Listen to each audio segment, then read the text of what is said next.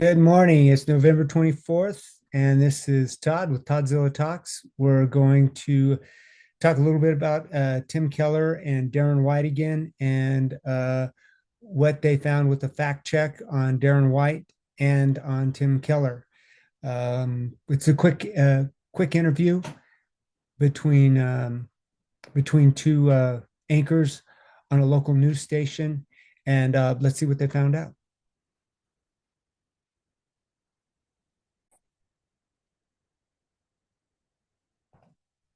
The second topic that we want to focus on that got a little heated was the number of shootings by police under each of their tenures. So let's look at those statements. And let's remember, when you were in charge of APD, we had a 24% increase in unjustified police shootings. Mayor, you are so hypocritical. In the last 8 years, there have been 100 police shootings. So something else that I asked Mayor Keller's campaign is if they could provide where they got that information on the claim that those increased by 24% when White was overseeing APD. Because in all of my research from CABQ, the DOJ, and the FBI, I cannot find any information on that specific increase number. So what they had told me is in the DOJ's investigation, they sampled more than 200 use of force reports from January of 2009 to April of 2013 and found around 1/3 of those incidents were unnecessary. But again, nothing from them about that direct 24% increase number. Okay, so there's a really good context there for voters. What do we know about the police shootings when White was with the city? Yeah, so there were 19 officer-involved shootings under White's watch, and that was again when he served as public safety director for CABQ, and that was December of 2009 to July of 2011. I don't know how you keep this all straight. I'm struggling here. A lot of numbers and dates and everything else. Yes. All right, so a couple things to consider. I don't know about you, but I enjoy. I mean, my head first goes to asking critical questions. First of all, how reliable are the sources? Does the city really keep track of the data, and do they do it appropriately? Just for what's been happening for the past several years and some of the deep dive that I've done, I don't trust any government officials. I don't trust any of their data that they keep. I don't care if it's the FBI. I don't care if it's the city. I don't know how accurate it is.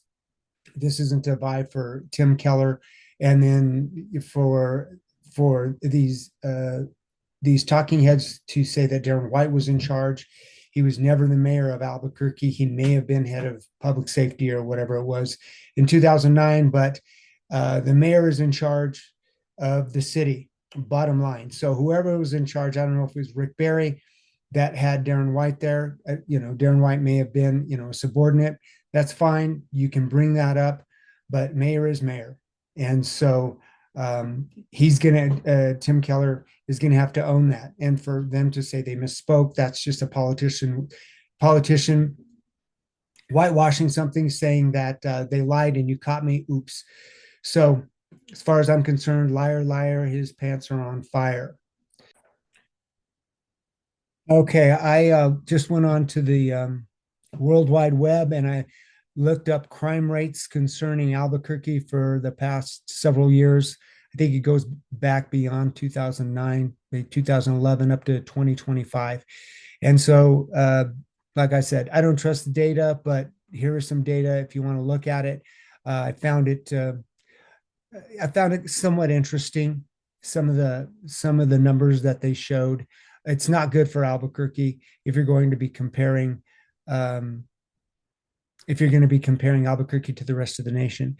So it starts out, it's talking about how there has been a decrease in crime, about 4% or so, big whoop in 2024.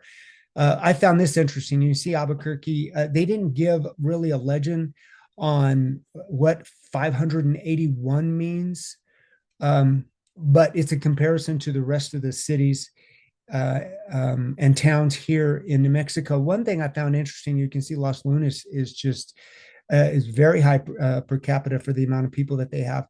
And Belen is outrageous. Belen is very, very small. And excuse me, I think this may correlate with the amount of illegal immigrants coming across the border. I talked earlier about a meeting I had with a narcotics officer here in Albuquerque, and he was explaining that the majority of the drugs that are channeled through New Mexico from Mexico go through Berlin and are redistributed throughout the country. So he was talking about a sting operation. He worked with some people, some law enforcement agents in New Jersey, and they were able to collaborate and correlate the drug dealers and drugs that were coming from New Mexico, Berlin, New Mexico, to New Jersey. And he was saying it was throughout the country. So I found that interesting. I'm assuming that the human trafficking also correlates with the drug trafficking. Usually nowadays drug dealers are making so much more money with human trafficking because it's something that is ongoing. It's a commodity that they can use over and over again. And that's horrible to say about a human being, whether it's a child or a female. Here is, I thought this was really interesting. So yeah, it goes back to 2007. You can see the city/data.com crime index. And you can see how Albuquerque, the crime rate has gone up. 2017, it's maintained. It's gone down a little bit here up to 2024. So, and then you see the national crime rate, which has been fairly consistent.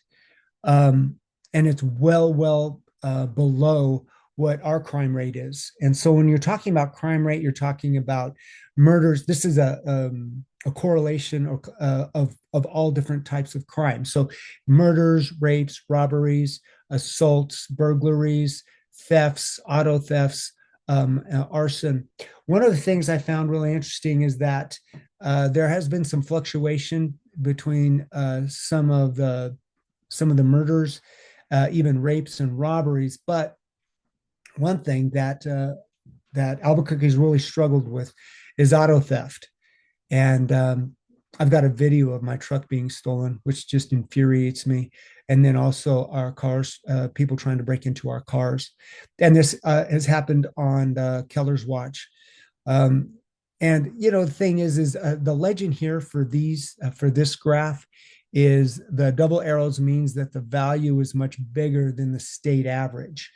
So you can take that for what it's worth. I mean, we are the biggest city in New Mexico, but you can see that, okay, so arson has gone down, I guess, but if you're looking at thefts, they have not really gone down, but they're all well above the national average. So you can see them right here. You can see there might be a bit of a drop, but it's still just really incredible, 5,294, I think, per 100,000. So if you want to take a look at that, then you can scroll back and forth on it. I don't want to spend too much time on it. I'm more interested in other graphs. One of the other things the narcotics officer was explaining to me, these are the different times of day that the crimes take place. And he said that correlates with the drugs. So a marijuana user is going to do specific crimes. They're going to do theft and crimes at a different part of the day than crack users or fentanyl users, probably because they need a hit different times, right? So they're going to go and steal. So whether it's business crime or whether it's crime, stealing from your cars, like the guys that were stealing, trying to break into my car and steal from them at nighttime, they needed to steal something so they could get money in order to satisfy their drug use. Same thing with the truck. So the truck was stolen, excuse me, in the morning, and then the cars were broken into at nighttime. And so that was due to different drugs. And so you want to talk about the importance of stopping illegal immigration and to really have a handle on drugs. That is important. So that's really a huge issue that we can talk about. So I know that the crack house or the squatters and the drug dealers that were living in a house a couple of houses down from us, they went to businesses within our neighborhood, right outside our neighborhood within a certain perimeter. And then there was also some of them that would get on the city bus they would take black trash bags, and they would go to different businesses, fill up the trash bags, bring it back, and then they would have somebody in a vehicle that would buy from them and then go and take it and sell those products. And they would do the same thing with the drugs. So the drugs would be distributed the same manner. They would distribute them throughout our community. And then they would also go and they would distribute them to different parts of the city by taking the city bus. And of course, that was reported. It took them 3 years to do something about it, but there was also human trafficking going on. There was kids that were living in that house. Neighbors were complaining about fentanyl use and fentanyl being thrown over. I think they used aluminum or something, or whatever the paraphernalia was to maximize the fentanyl use, was being thrown over the crack house or the squatter's house into neighboring yards. And neighbors were complaining about it because they were concerned about their dogs being killed, their pets being killed. Many people have moved out from the neighborhood because of that. It took over 3 years for us to get them out of here. So the community got together, we put more pressure on our city councilor, and then we filed more complaints. And I actually I did a FOIA request asking for all of the complaints that were done. And they said it would cost over $100 to get all of the information concerning that specific house. My wife has pictures of the house before it was redone, and it was really bad. I mean, it was just so trashy. But 3 years under Keller, so that's something to consider. Also to consider with the illegal immigration and drug paraphernalia and human trafficking, it's just pouring across the border. Also, the safety of our city and our state. And there was a sheriff that talked about a meeting he had with the FBI director at that time, Christopher Wray, and the concerns that it was going to simulate October 7th, Hamas attacking Israel, and what we needed to do to prevent that. And the importance he talked about of having local law enforcement on aware, on red alert, but also the importance of training civilians to know what to do. And that's the problem that we're having right now, is that not enough civilians. And in fact, in New Mexico, we are, if you want to call it poo-pooed, or we're chastised and ridiculed for wanting to protect our family, protect our community. And there's another video that Colion Noir really talks about that in specific, how ridiculous it is that police are not supporting and charging civilians with using firearms and being able to defend their property. So it all kind of is a tentacle that's attached to one aspect, and that is the policies of New Mexico. And the policies of New Mexico are abhorrent to the Constitution, the United States Constitution, and even the New Mexico State's Constitution, and our right to be able to defend ourselves and defend our property. If we were to do that and to charge the civilians as they were supposed to be, as the founders intended this country to be, supported by Article 6, Section 2 of the Constitution, the Supremacy Clause, saying that the Constitution is the supreme law of the land, then this would not be an issue. You cannot rely on government officials to protect you. You cannot do it, no matter where you're at. You have to protect yourself. So calling 911, it takes 14 minutes for a police officer to respond. By that time, if it is a very serious situation and the opposition or the criminal that is attacking you either beats you to death with a baseball bat or shoots you, 911 is too late. What is much faster is any other number, 223, 40, 45, 22, 9mm, 38. Any of those are much faster than 911. Going back to illegal immigration, Governor Grisham and Mayor Keller both support illegal immigration, the pouring of illegal immigrants coming across the border, which I think I've done a pretty good job of arguing the point that this is unacceptable. So as the illegal immigrants come across the border, they bring drugs across the border, they bring crime across the border. Some of them steal jobs from hardworking New Mexicans. They have also they steal from local businesses, causing the prices to go up. Mayor Keller, Governor Grisham, both supported the statute that says that nothing can be done unless over $1,000 has been stolen from a store. So now you have all of these different stores, whether it's Walmart or whether it's Lowe's, having to lock up the majority of their products, and then taking time away from your day, time from your work. You have to go and find a clerk to be able to open up a section and for you to shop and look, rather than just the convenience of your day to be able to look at whatever you want. Now, and so now you're being damaged as a law-abiding citizen. Your life is being infringed on as a law-abiding citizen because of the policies of Tim Keller and the policies of Governor Grisham. It's very blatant. It's very ridiculous. There are, I mean, I was one of those individuals that ended up chasing down criminals, people that were stealing from these stores, because it was affecting me. Now, you know, the clerks at the stores were directed not to do that. And so you see YouTube videos of people running these criminals down, or clerks not allowing them to get out with the merchandise. I think that's great. And that's, again, it's something that we have to do. We cannot rely on government. And you have to remember that government wants arbitrary power to continue to expand and treat us like slaves.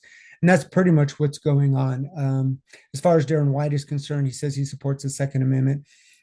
If I were mayor, what I would do is I would support the teaching and training of citizens on how to defend their property, how to defend their communities, and how to defend the state and the country. That's what a militia is for, and that's how it should be done.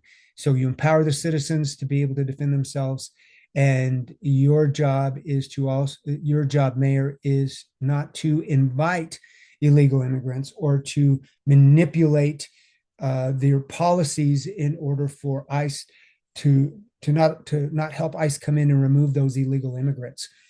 So, you know, you can look at federal law. You may disagree with federal law. That's up to you. But you have to look at how it's affecting the community and how it's affecting our taxes, how it's affecting our economy. So we're paying for the hospital visits from those that are being shot or those from being overdosed.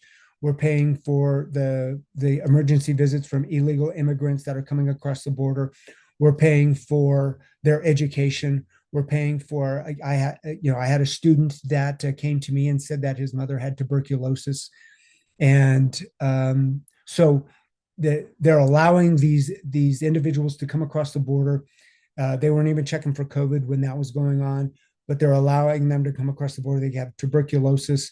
My understanding is that, you know, they may have other types of pathogens that may or may not be contagious to spread throughout American citizens or New Mexicans' lives. So they're affecting our economy in that way. They're affecting our economy by thefts all over the state and throughout the businesses and the business world. So that is definitely troublesome, and that's something that everybody should consider, and how they're affecting our communities. So think of that whenever you're deciding to vote. I'll go back to this website. This goes back and it kind of breaks things down. So violent crime rate in 2024, 656.5 per 100,000, and the U.S. average is 198. So that's the violent crime rate. Property crime rate is 458. So these are all things that you can look at this city/data.com. If you'd like to look at this data, I don't know how accurate it is. Murders per 100,000 population, you can see that it's skyrocketed in 2021, come down just a little bit. You have the rapes, that's come down. Now, just to touch on the rapes, I think rapes should be zero. I think all of this should be zero, and I don't think it's that hard to do that. And the reason I say the rapes really bother me, and that's just because I see that there are politicians that talk about misogyny and that women aren't receiving the same rate of pay, and that women are being discriminated against. Yet they continue to promote the disarmament of women. And if you just look straight across the board, of course, men are going to be larger, stronger than women. We've already had this discussion in athletics. So it's a given. The only way to neutralize or make things equal for women and men when it comes to safety is especially for women to carry. Women must be able to defend themselves against such horrible, horrible assaults such as rape. And I think that this is a huge issue, and it could be easily neutralized by women being able to carry and trained how to use it. It would eliminate the rapes throughout this city, but also around the country. Again, this is a misogynistic point of view, and shame on all of you who not only disapprove, but have made efforts to prevent women from defending themselves in this manner. So shame on you for that. Okay, so this next share, we have thefts and we have auto thefts. We are top 4 when it comes to auto thefts. I'm going to share a video with you of, as I said, my truck being stolen, and nothing being done about it. And I reported it to APD, and I wanted to do a police report, and they refused to come talk to me. I had a video of it. I wanted to show them the video, also of the of our cars being broken into. But auto thefts is rampant here in New Mexico. I understand that they steal here, and they have chop shops here in Albuquerque, but they also are easily able to take that vehicle across the border to Mexico and then sell it there. So Albuquerque, you can see it was up really bad, 216, 217. I think that was right before Tim Keller came in. You can see it has a little bit of a drop, went down and went back up again. But you can see national average, it's absolutely ridiculous. So when Tim Keller says that things are better, we can take a look here and we can say in 2018, right? It was really bad. And then it dropped down just a little bit. And so that's like saying, okay, Todd, your truck got stolen, your vehicles got stolen and broken into 8 times whenever I first got into office. And in 2024, they only got broken into 3 times. Any time is no good. And it should be down to 0. And Keller, you can do it if you had the right policies. The bottom line is you do not have the right policies. That's all there is to it. You do not have the right policies, Tim Keller. You do not. And it's not just you, it's Governor Grisham, and you support those policies. And you, mayor of Albuquerque, doesn't mean that you have to bend the knee to the governor, right? You can stand up and fight for the citizens and disagree and nullify and not comply with unconstitutional acts. And all these things are unconstitutional acts because they're a breach on their duty and the breach on the Constitution. And that is what you have taken an oath to support. So shame on you. Okay, so here's a quick video of, here it is right here. Here you go. I don't know can I make that bigger? Let me see if I can make that bigger. Is that it? No way. That was not it. My bad. Let's see what we can do. Oh my.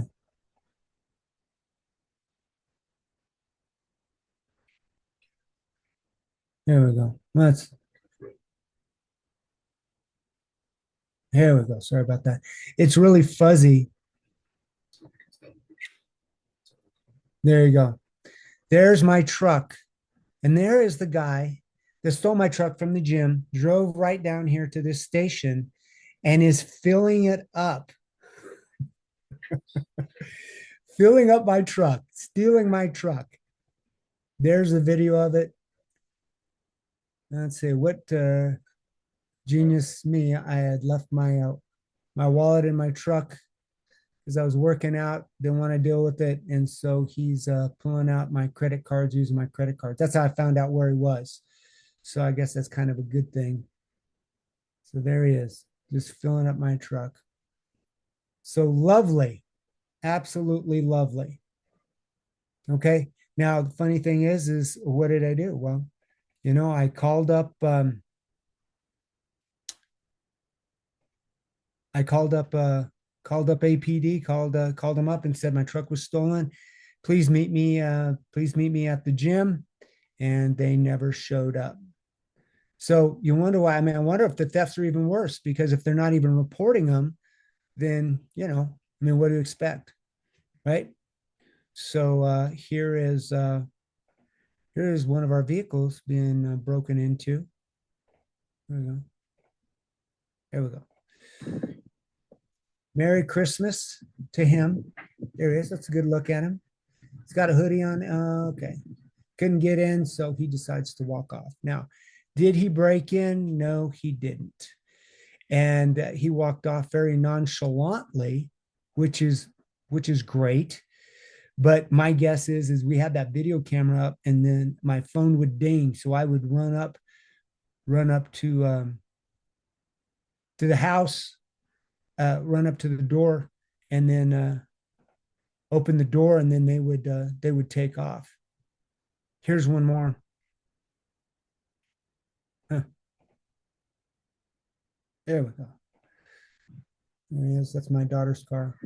Different guy. And this happened pretty much every night until it got to the point where they realized that those were two different guys, but they realized that there was a camera out there, because every time I'd come running out, coming after them. And then, so they got tired of it. And sometimes it was at, 11, 12, 1, 2, at nighttime. So,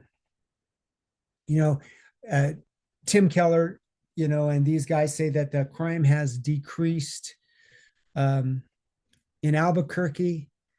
And I can show you here.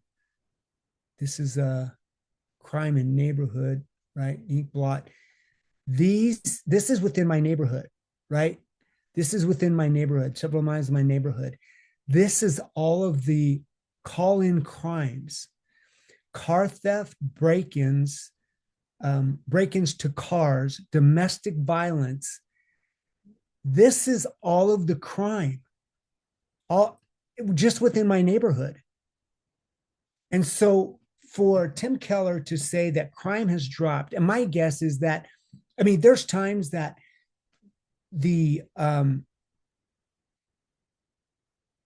streets are so loud. There's music, they're blaring music. They loiter over at local mini marts and mini malls, and they blast their music. There's a Wendy's not far from here. There's a Taco Bell, and kids loiter there, and young adults on the weekend. And I work weekends, and they blast their music, and then they drag race down the different streets, Eubank and Montgomery. And we call and complain. It's not just me, it's a number of other. We all complain because it's so loud. It goes till 1 or 2 in the morning. It takes them hours to get here, and it just disrupts the neighborhood. And they don't need to be doing that. There's places where they can go drag race, or if they want to go play their music, I shouldn't have to listen to it. I don't push my music on them.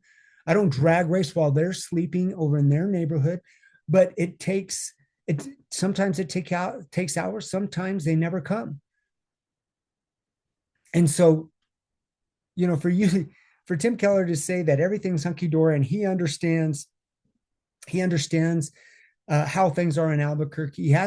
He doesn't know, and he doesn't care because he lives in his own ivory tower. So I just don't trust him. Is Darren White any better? I don't know. I mean, just like I think Luis Sanchez said, the definition of insanity is doing the same thing over and over again. I'm just doing this video to try and help you remember how things were, what happened, what's going on with the crime rate, what happened. Don't forget during the COVID-19, it was a literal pandemic. Everything they said was a lie. There's more people that died from the vaccines. That masks never worked. Social distancing was a joke. The whole thing was an absolute joke and had everybody terrified. And that was Tim Keller. Businesses shut down. Small mom and pop businesses shut down, which is the core of our community. And that was on Tim Keller's watch. You need to remember those things. Don't just say, oh, well, it's all over with. How do you know it's not going to happen again, or they're going to try and do it again? They walked all over your liberties and your rights. I actually have a video of a local reporter, and I think he does his own YouTube channel. And he went out and he talked to people down Central and what was going on with the homelessness. And you'll see the video and you'll see his link. I'd like for you to watch the whole video if you have time. I'm just going to show a small part of it when he was interviewing a man that was on Central that was trying to help people with all the drug that was dealing with drugs. It was very touching, but the video is it's somewhat long, but it shows all aspects. It shows the first responders, it shows the police and how they think of what's going on. They show the people that it's just another day in Albuquerque and how horrible it is, the drug dealers and the mental illness that's going on there. And, Tim Keller's response was, oh, well, we have special places, not hospitals, but places that they can go for rehabilitation. There's no rehabilitation, and Tim Keller and Governor Grisham both support, and they encourage people to come in from other states, and there's if you do a little bit of research, you'll see the different states and the different cities that they're coming from. And it's because we incentivize that. We give them money. We do, we do house some of them, but we give them money for drugs. We give them needles. We give them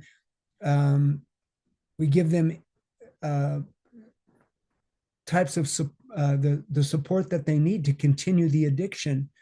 So I don't know if it's Munchausen by syndrome. I don't know if it's a fictitious disease or why these politicians do that, or if it's really a true philosophy. They think they're helping them out, or if it's just a way to continue to extract more tax dollars from New Mexicans.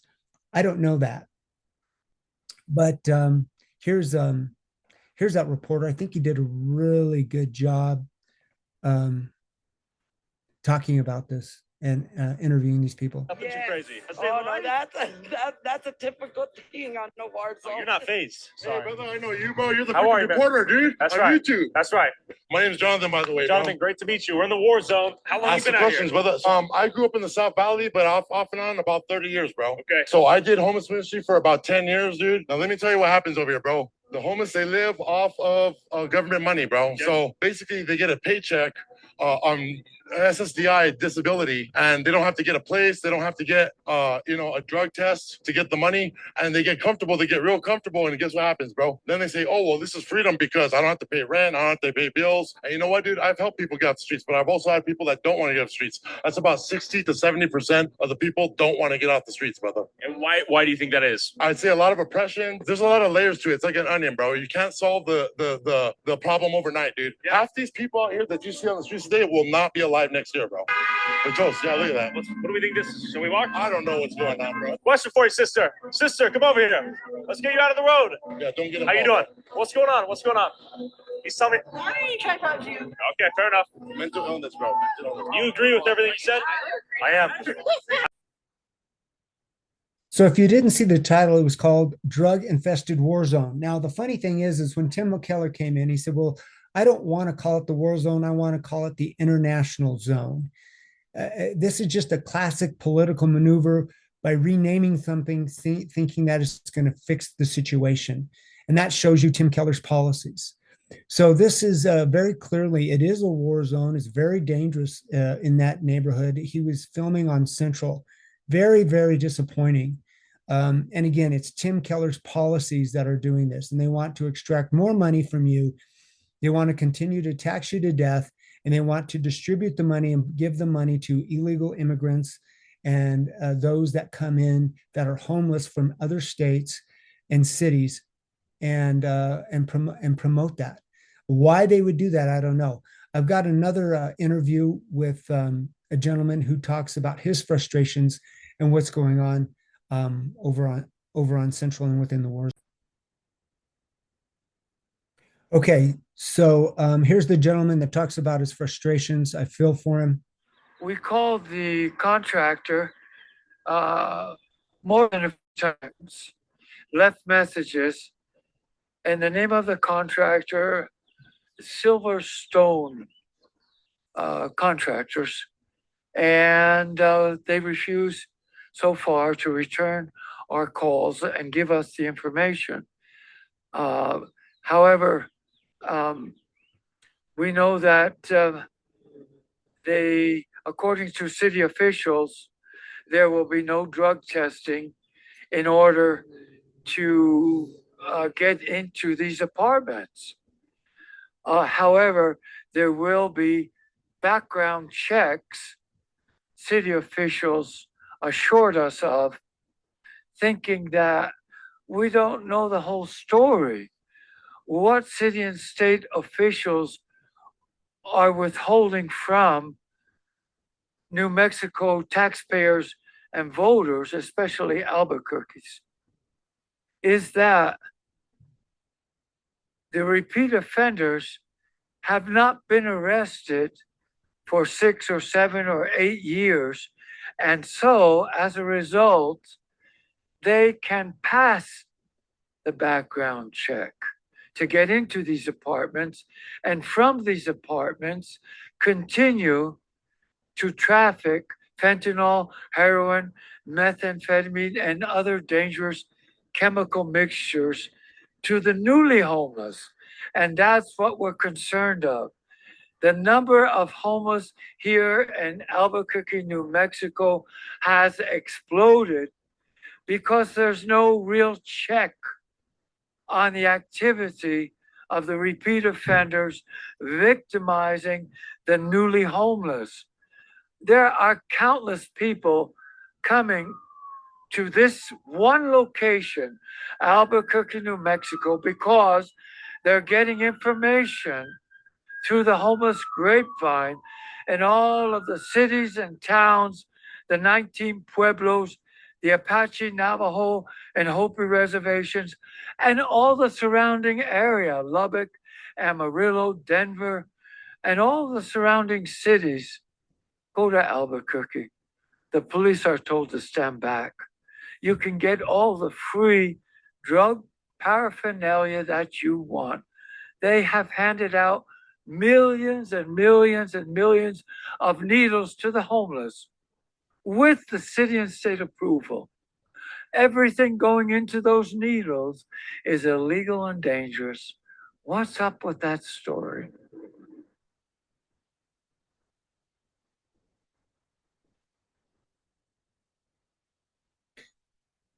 That's so disappointing. You know, I knew there was seriously drug problems. One of my former athletes died of overdose of fentanyl. Great kid, great family, just broke my heart. And I just don't have the words to express my disappointment. Again, the government officials don't care. They just think of us as a number. But if you're going to decide to vote, and that's what this video is for, right? We're looking at who does what. You know, I mean, you can only judge by a book by its cover, and sometimes not. And so right now we're looking inside the book. Tim Keller has a very, very pretty face, but what's behind that cover? And that I think we just saw it. I think we just saw what's behind Tim Keller's face, and that's tons and tons of homeless people and drug trafficking and drug dealing and human trafficking throughout Albuquerque. He's got it. He's got that little grin going on, and he talks about everything that he's done for Albuquerque. But all that, all that money that he's spending, your tax dollar money, is not just going to beautifying Albuquerque. It should be going to, it should be going back to you. It's your money. You can decide what you want to do with it. And they're spending money just to advance their arbitrary power. That's what it comes down to. And they continue to use the money to suppress us, and we allow it. Just so disappointing.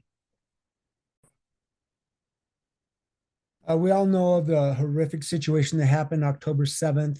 There was Hamas came in and kidnapped and raped a bunch of Israel people. There are some arguments saying that, that really was just propaganda. I don't know. But the event in itself, okay, if we take it at face value, was horrific. And Christopher Wray explained to a number of sheriffs that there was a sheriff convention, and he talked to them, and he explained that that could very easily happen here in the United States of America. There was a sheriff in Ohio that talked of that conversation that was had with FBI at that time, FBI Christopher Wray, and their concerns of what could happen because of the amount of people that were coming across the border. So I'm going to share that with you real quick. I don't want it to be too long because there's some other videos I want to share so you can make a decision on, is Tim Keller really doing his job here in Albuquerque?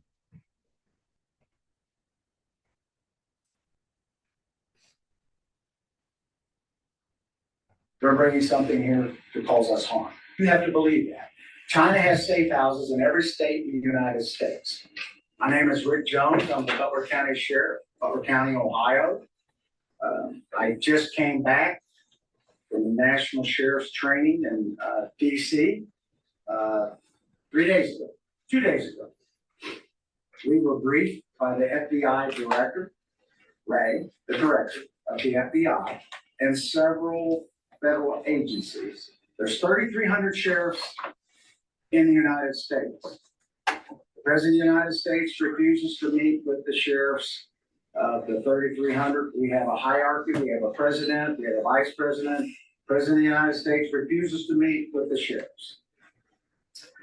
He also refuses to meet with the police chiefs of the United States. They have a hierarchy also. He refuses to meet with them to talk about border issues or talk about crime that's going on because of the border issue. We were also told by Mr. Ray, the FBI Director, that there are more red flags going off now than before 9/11. Okay? When I say red flags, meaning people that are here in this country that are wanting to do harm to us. We were also explained we're bombing 2 countries right now. 2 countries. These people do not like us before this started. There's thousands of people here from other countries, 160 different countries. They're here not to be our friends. Some of them are coming because they're wanting to come here to the best country in the world, the way we see it. Some are coming here to do harm to us. And we were told by the FBI Director, it's not a matter of if, it's a matter of when. We were also told 5 sheriffs went to Israel 5 weeks after the attack. The only thing that saved the Israelis, the government, was the local police. They were outgunned, outmanned. They came over. The Palestinians did. They came over. They killed, raped. The sheriffs were there. They talked to the police. The local police are what saved that country. You can't just call, even in Israel, you can't just call the military up and they're going to be there, okay? They went house to house, raping, killing. The Israeli police, when our guys got there, the sheriffs, said they just don't hate us. They hate you guys equally. And the same people that train them are the same people that train people to hate us. The FBI director said when 9/11 hit, there's more red flags now than then. So, and he said, these are people that want to kill us and do harm to us. Now, so you're wondering, I want everybody to know what I know. I can't tell you everything, but I want the public to know that we are in a terrible way right now. The United States, and I'm going to get to the local, the United States, we're on the defense. You can't be just defense and not have an offense. We have no offense. We're just defense. We're absorbing these attacks. We're in other countries. We're supplying them with weapons. We're supplying them with our treasure, our money, and we're not doing much back home. So, with that in mind, we were also told that they're going, this is from the federal government 3 days ago, they're going to attack our elections, which they've always done that, just not the national. They're going to go into the locals. They encouraged us to talk to our local. Okay. He goes on to explain that he is planning on training civilians within his community to be prepared for these attacks. Now, that's something the founders expected in the first place. Remember, we the people, we are the government. The people that are in positions of the government, whether it's the mayor, whether it's the lieutenant governor, or governor, whatever it is, even the sheriff, they are put there as servants. They are civil servants. So they are to serve us. So, it's the same thing if you have a maid or if you have a landscaper or a plumber, whatever it is. All right, you tell the plumber, okay, this is the problem that I'm having. My sink's backed up. I need you to take care of it. Okay. If you don't like what they're doing, you can easily fire them. Say, I don't like what you're doing. You need to leave. Sometimes you don't even have to pay them for their labor because they've done such a horrible job. My question to you is Tim Keller, is he been a good civil servant? Has he done what you've asked him to do? He hasn't followed his oath. We know that for a fact. Okay. But has he done what he said he was going to do? Or more importantly, it doesn't matter what he said he was going to do. It's a matter of what we want him to do. I don't care if he says, well, I'm going to clean up crime. Obviously, he hasn't cleaned up crime. My thing is what I don't want to have to build, a 10-foot wall around my house to where I'm in prison and the criminals are out. Has he done what I want him to do? No, clearly I've showed you my truck being stolen. I've showed you that 2 cars were being broken into. I've talked about the squatter crack house. He didn't do anything about that. When that happens, if there's not a response the next day, he should be fired. He should be fired. And not only that, he's promoting criminal activity and drug activities by giving money to these drug addicts and homeless people in Central. And I don't want my money used for that. So has he done what he's supposed to do? He hasn't followed his job description. He hasn't done what I've asked him to do. Has he done what you have asked him to do? I don't know. Maybe he has, but for me, I would like my tax dollars back, or I would like for him to pay for all the damage that was done. I'd like for him to pay for my truck, for the recovery of my truck. I shouldn't have to go to my insurance and have them do it. It should be Tim Keller. And it also should be the sheriff, who did not attend this sheriff association meeting with Christopher Wray, to my understanding. What should be happening is that to eliminate crime, the sheriff's department and APD in Albuquerque should be training citizens how to defend their property. That's not what is going on. And so for me, Tim Keller, it's a big goose egg. Darren White wants more police officers. The founders didn't want that. They said no standing army. But I understand the importance of police officers. I understand the importance of a fire department, right? Because we want to hire them to do the things that we don't want to do. But if they're not going to do it, if they're not going to stop the music that's disrupting my solitude or my sleep, or if they're not going to stop the drag racing that's disrupting my life, liberty, and the pursuit of happiness, then they're not doing their job. I shouldn't have to pay them. If I go to a restaurant, it's an Italian restaurant, and I order some pizza, and they bring out Chinese food. Why should I pay them? There's a clip with somebody that agrees with me on what needs to be done. We've talked about the crime rate so far concerning under Tim Keller's 9-year or tenure, but we can look even beyond that. Before, I think Richard Berry was the mayor, and even before that, and you can see that Albuquerque's always had a problem with crime. So is the mayor the sole problem behind the crime? I don't know. I remember Richard Berry being in office. There was some concerns, but none of them have followed their oath of office. That includes the governor, the New Mexico legislature, even the judicial branch. The judges don't even abide by the Constitution anymore. And that is the supreme law of the land. I've already discussed that. And Article 4, Section 4 is also that every state should be run as a republic, not as a democracy, and not as a socialist democracy. Any of those things, those are all unlawful. Nonetheless, the mayor still is the head administrator, the executive branch of Albuquerque, and he can make a huge difference. He is the one that delegates to the rest of the departments of what needs to be done. And although there's a tie to the Department of Education to Santa Fe, APS is still under Albuquerque jurisdiction. So that's a different story. So we'll go back to the crime. It is clear that Tim Keller gets a huge F. I mean, I would even go further down. He gets like a Q. I mean, he's failed so poorly when it comes to crime. And that's what we're talking about in this episode, we're just talking about the crime. Albuquerque is ranked 10th in the nation of the worst crime cities, the 4th in auto theft. And, we can look at over and over again. I think I've made a pretty good argument concerning that. But how do you fix it?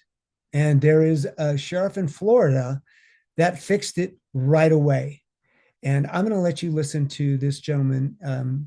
And if I mispronounce his name, please forgive me. But he hits this so spot on. I may even have it go on for the full 8 minutes. It is brilliant.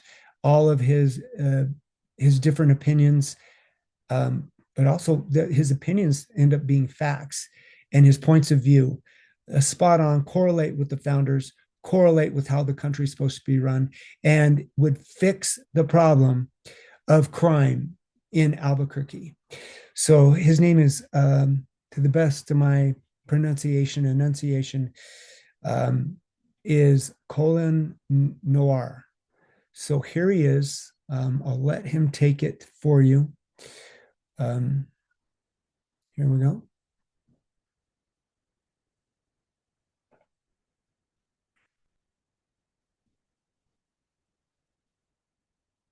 Oh, it's taking a while. Come on, get there, buddy.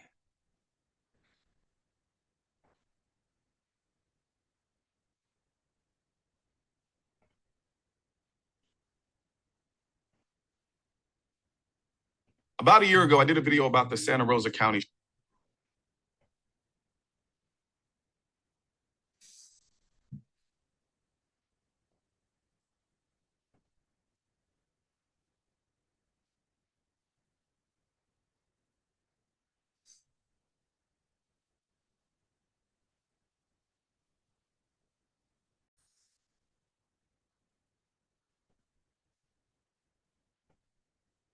About a year ago, I did a video about the Santa Rosa County Sheriff who said he preferred homeowners shoot intruders to save taxpayers the money.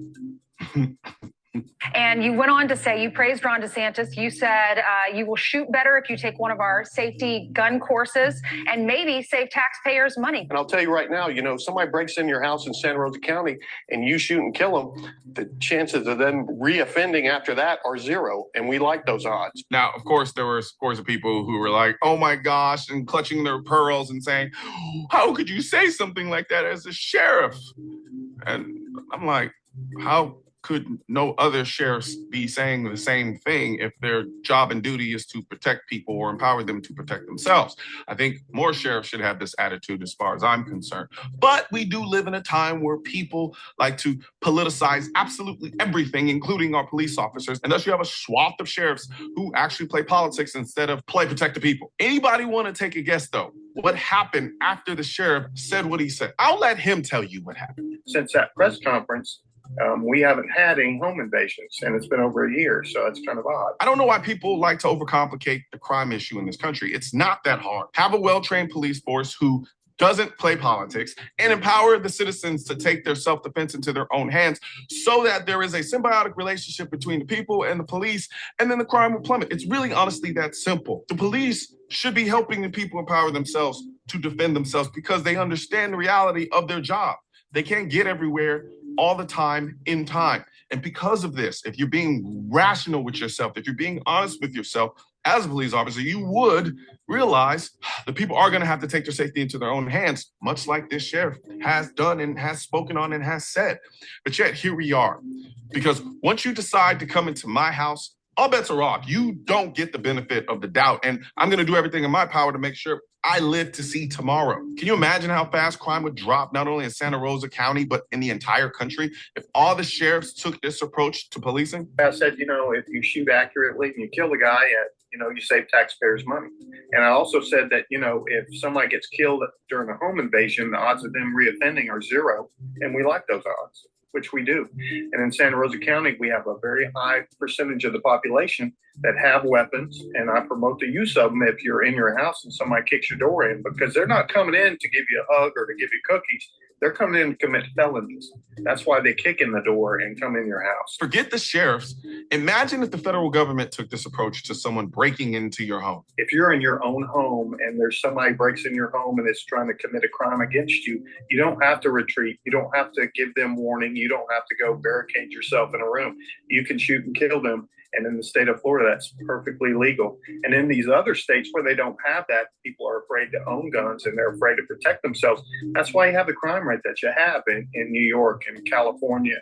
And people think, well, if you pass it a law and we take the guns away from, people who haven't broken a law, well, that's the one law that criminals will obey. They'll say, well, I can't have a gun. Well, yeah, I'll obey that law, but none of the others. And it's ludicrous. I mean, criminals are criminals. Let's make criminals afraid again, because right now in major cities across the country, criminals are not only not afraid, they're emboldened because of gun control laws that make it harder for the citizens to defend themselves and policies that make it harder to punish criminals. Like, why are we doing this? And it's weird to me because it's always coming from one side of the aisle. And I know I hate playing politics, and I just decried the idea of police and everybody else playing politics and politicizing everything, but I can't unsee and unknow what I know and what I've seen. Because at the end of the day, the only political party that pushes these types of gun control laws are the Democrats. It's almost like they hate the American people and will do anything and everything in their power to make sure that the American people have to rely on them. Because when you tell people that they can't have guns to protect themselves or make it extremely hard for them to get firearms to protect themselves, considering it's the most effective tool that the people have to defend themselves, what you're essentially saying is we don't care about your safety. So if we can't keep you safe, no one will be able to keep you safe, not even yourself. And we're going to do everything in our power to make sure you can protect yourself, because the only person you should be depending on is us. And then look at the state of things around you with respect to those people in leadership positions. Look at the state of your community. Do you really want to put your faith in your hands and those people that have been in power in these places for so long now, and these places are getting worse and worse and worse? Come on, be real with yourself. But yet you'll let these people come in and trick you out of a vote and have you voting for stupid policies because they make you feel good, or you're simply just not paying attention. But either way, You're doing it to yourselves, and you have to live with the consequences of giving up those things, because in this world, you don't get rights back once you give them away. And really what I should be saying is you don't get power back once you give it away. Take a look around you. Take a look at all the countries around you. Whenever they have issues with their government and they have to fight back to some extent, they have no means to do it. All they can do is yell, scream, wave umbrellas, and throw stuff. But there's something unique. There's something special about living in this country where the people have the power to make the government stop in their tracks and think, you know what? Yeah, technically we have a lot of power. We have a lot of resources. But if we push these people too far, it's going to get ugly. That is the power you have as an American in this country. And that power is vested in the Second Amendment. That's why the Second Amendment was written. No, we haven't gone too far now, or we haven't come so far now where none of these things matter anymore. Power doesn't have an age. You can't evolve past power. At the end of the day, I don't care if it's 2024 or 3072, there's going to be an entity in a group called the government that's only goal is to seek power. And it is your job in this country to make sure that that power is not accumulated to the point where you can't fight back against it and protect yourself, this country, and everybody else in it. So when I see officers and I see sheriffs get in front of the TV, get online and get in front of the camera and say things like this. We have a gun safety class we put on every other Saturday. And if you take that, you'll shoot a lot better and hopefully you'll save the taxpayers money. I have to applaud it because we don't hear it often enough. And we don't champion and we don't celebrate sheriffs like this enough. Instead, what we let them do is we let the other side trick us off our path and call them all types of things like, oh, they're racist, oh, they're doing this, I don't care. I don't care, because if their solution as far as whether or not you can keep yourself safe means, hey, my Second Amendment rights stay intact, and therefore I don't have to depend on anybody else to keep me safe, call them what you want. But they are doing things and they are espousing the things that allow me to keep me and my family safe. You can tell me all the nice words that you want to tell me all day long, but if those nice words don't come with anything that allows me to actually protect myself, your words mean nothing. These are the AKT1 blackout wireless in-ear. Okay. I could just listen to him all day. Just what a wonderful, wonderful individual. And he speaks how the founders would speak. And he's fighting that fight, and God bless him for it. So my hat's off to you, Colion. Well done. I do disagree with a couple of things that both parties are at fault, because if the Republican Party truly was the party that fights for the Republic and fights and abides by the Constitution, and just as Ted Cruz said that we have natural rights, and one of those natural rights is that we have a right to defend ourselves, and we have a right to defend our liberties, which is life, liberty, and pursuit of happiness or property, then they would revoke every gun act that was passed in Congress. But they have done none of that. They have made no efforts to do that. And it's not just the Second Amendment that is violated. You know, our own Governor Grisham brags about how that our rights are not absolute. And she makes that claim, and she says in her opinion, but she makes that claim because not enough of us have stood up and said, no, we're not going to abide by it. Now, they can pass whatever unconstitutional laws that they want. That does not mean we have to abide by them. We don't have to comply, and we can nullify them. But the dumbed down educational system, which has totally destroyed this country, has not told us what the founders wanted, or has not taught the Constitution and the difference between the Constitution and your natural rights. And where the Constitution is in play is that it limits government. And so when you look at the Second Amendment, which states that it shall not be infringed, that means it is absolute. So Governor Grisham's opinion is moot. She is moot. And we don't have to abide by her opinion or her beliefs or her thoughts. We should have her removed from office for violating her oath of office. Now, she can manipulate things just like Ted Cruz and the rest of them. You know, Governor Grisham being a Democrat and Ted Cruz being a Republican, They must be held accountable. And so Tim Keller must be held accountable. He has not followed his oath. I don't know if Darren White will follow his, but you know what? I'd like to see some fresh blood, some new blood in there. Somebody is a little different. I do have concerns about over policing rather than this sheriff that we just finished watching supporting the community and teaching the community to defend themselves and working in tandem with them. But the bottom line is the government is, and the police force are civil servants. Our safety comes before theirs. They need to remember that.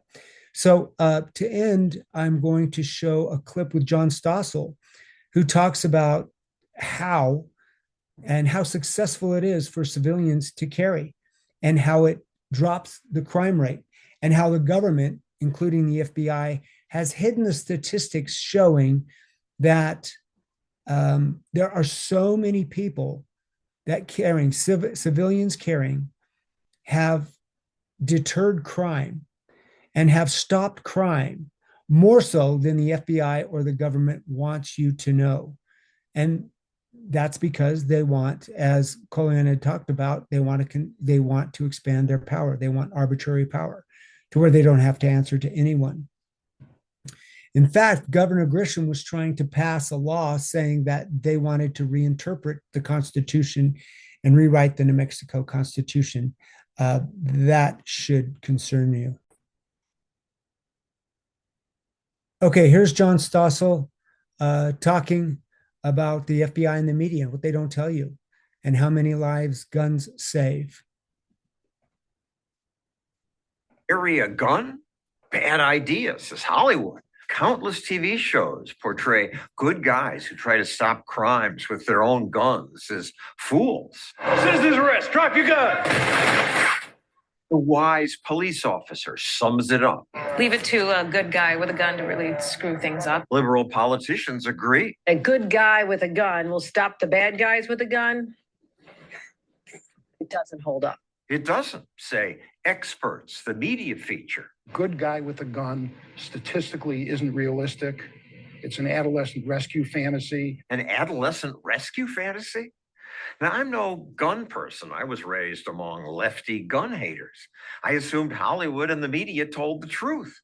But then, 17 years ago, I hired the best data analyzer I know. That very tall guy on the left, Maxim Lott, here talking to the nearly as tall John Lott, his father, a criminal justice researcher who wrote this book, More Guns, Less Crime? I was skeptical, and some researchers questioned Lott's data, but I've come to believe Lott is making a good point. In places where bad guys fear a good guy might be armed, crime tends to fall. Often just showing a weapon is enough to stop an assault. Police don't track such events, but these days some are posted on the web. Here an employee grabs her gun and the robber runs away. And again here. 3 robbers caught on camera breaking into a home in Atlanta. The men scramble to escape as the woman chases them. When a civilian tries to stop one of these instances, they're overwhelmingly successful. So why do all these TV shows lecture us about how it doesn't work? The gun control groups brag about working with the screenwriters and the producers for the shows. This group even boasts about its partnership with Hollywood and how they're consulted on scripts. There's major star power behind an effort to rewrite the script on how guns are used in Hollywood. They think they're making us safer because they believe FBI reports that say shooters being killed by citizens is rare. Why does the FBI say that? They're simply missing a huge number of cases. For example, well, the FBI includes the famous Pulse nightclub shooting. At least 50 people are dead. 1 week afterwards, there was a similar attack at a nightclub in South Carolina. There, a concealed carrier took down the shooter. The thing is, it got virtually no news coverage. 49 people being killed is going to be a bigger story than 3 people being killed. I understand, but the guy still had like 125 rounds of ammunition on him when he was stopped. You would think at least some of the news coverage would at least mention, here's another case that almost turned out to be the same, but it was stopped. Also, remember the Parkland shooting? At least 17 people are dead in Parkland, Florida. Just a few months later, in Titusville, Florida, there was an elementary school that was having a big event at a park right next to the school. It had hundreds of students there, and a man came up, started firing his gun. Police say the gunman was then shot by someone else who had a legally concealed weapon And was able to seriously wound the attacker and stop him before he was able to go and kill anybody. The bystanders saved a lot of people's lives, says the police. But I never heard about that. Local media covered it, but it hardly got attention beyond that. The FBI somehow also missed it. At crimeresearch.org, Lot lists cases where bystanders stopped shootings, cases that the FBI often ignores, like this one. 3 people are dead, several others injured. Raul Mendez was at a party taking selfies with his pregnant wife, but then a guest at the party began firing at people. Catches me in the right side of the head. Bullet entered right here, right by my ear, goes straight through my face and out my left eye. Somehow, Mendez recovered. I gained consciousness and I unloaded 4 rounds and finished them off.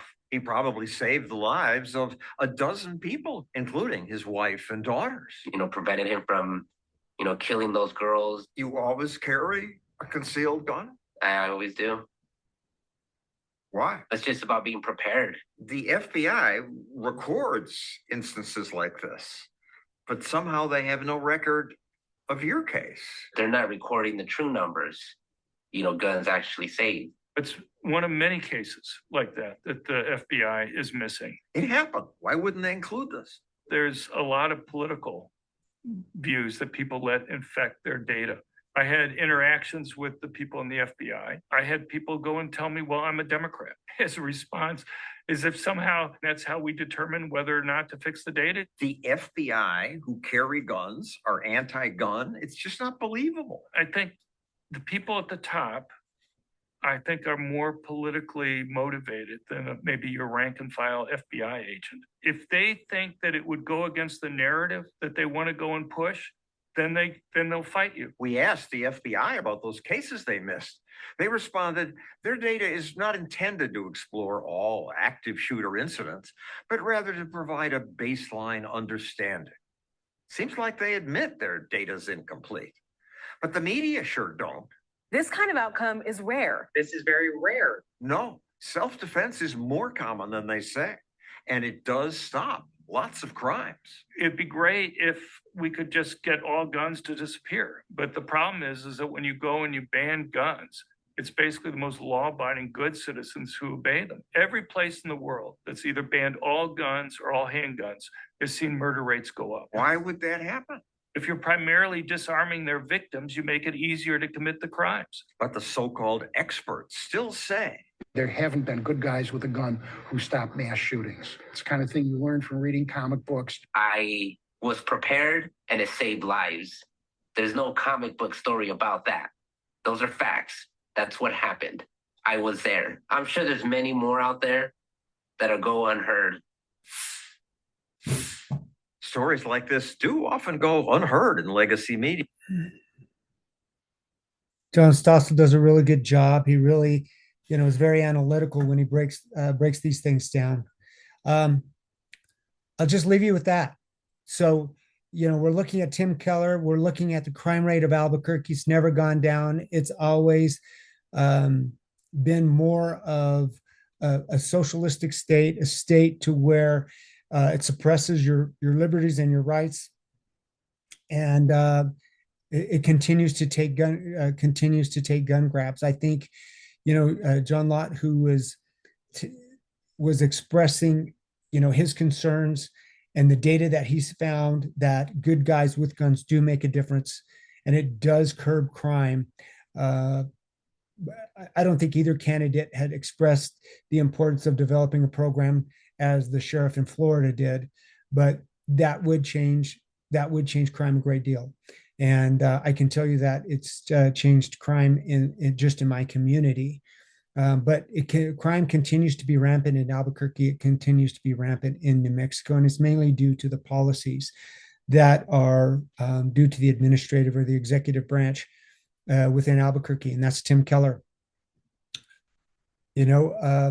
will Darren White do something different? I don't know. I've seen his plan. I think it's whether he does what he says he's going to do concerning crime. I don't agree with everything that, of course, I don't agree with Tim Keller at all, but I don't agree with the methodology. I think that's some of what Darren White is doing would usurp the liberties of some of the the citizens of Albuquerque, but not as much as what Tim Keller has done. I believe Tim Keller is a career politician. I think Darren White is passionate. I think he really does want to fix these problems, and that's just my 2 cents. So I've shown you the my neighborhood crime rate. You can easily go to the same app and look that up.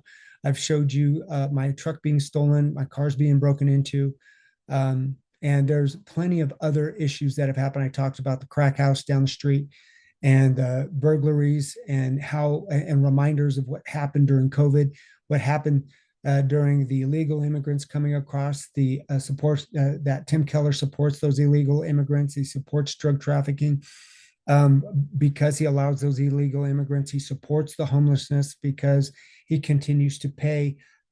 He continues to pay for the drug programs, the drug paraphernalia, and the apartments for these individuals, according to those websites and the videos that I showed. I just think Tim Keller's a big F. You can make your own decision, and then we can hope that that decision will help Albuquerque become a better city. Really, what it does, the baseline is it comes down to you and me.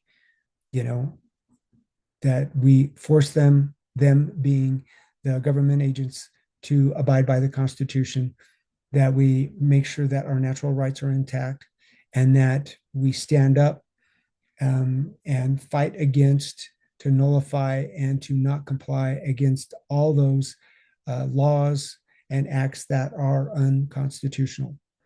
So this is Todd signing off for the day. I hope you enjoy the video. I spent quite a bit of time preparing it, and please visit those websites to get more information concerning crime. Have a great day.